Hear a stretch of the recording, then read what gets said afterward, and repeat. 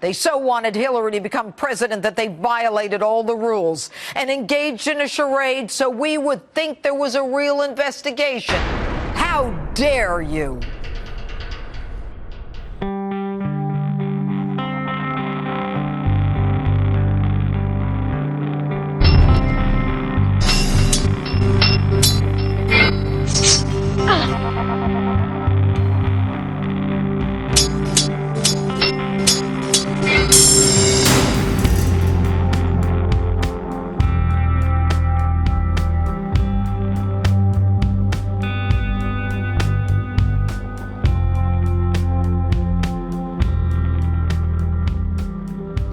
He was right from the beginning.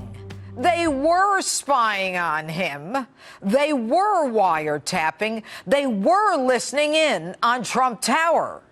They were so desperate that he not be elected that they misled the most secret court of the United States in order to spy on an opposing political campaign in order to undermine a presidential election.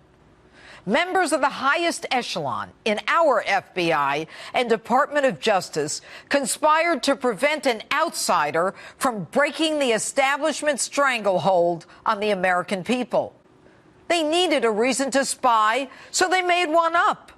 They used a dossier of lies paid for by a major political party, the Democrat National Committee, and a presidential candidate, Hillary Rodham Clinton, to dupe that court.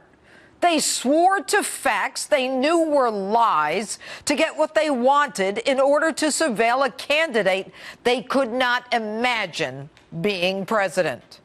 A cabal of arrogant, condescending employees of our government whose salaries we pay thought that we didn't count. They so wanted Hillary to become president that they violated all the rules and engaged in a charade so we would think there was a real investigation on the emails. They met on the tarmac. They gave people who didn't qualify immunity from prosecution without getting the required incriminating evidence. The FBI then changed lanes with the DOJ and publicly announced a decision in violation of all ethics rules. And they changed legal definitions to satisfy their political goal. They thought she'd be elected and no one would ever know. But she wasn't. So they plotted an insurance policy to bring him down anyway.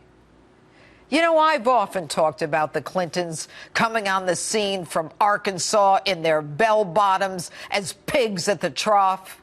But they really outdid themselves this time, using a foundation in name only to spread the wealth while infecting our departments of justice and the FBI. All the while, their comrades weaponized our tools of intelligence. This is what they do in third world countries, not in America.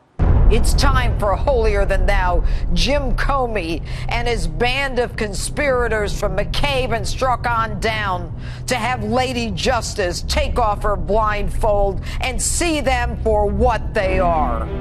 The arrogance of those seeking a change in a presidential election is unheard of in the United States. And let me be clear, this is not an attack on the FBI or the Department of Justice, because these agencies are bigger than a couple of tainted inhabitants. This is not about one party versus another. It's not even about spying on an American citizen. It's about something even more. It's about an attempt to change the course of American history using the most powerful agencies in the United States government. How dare you?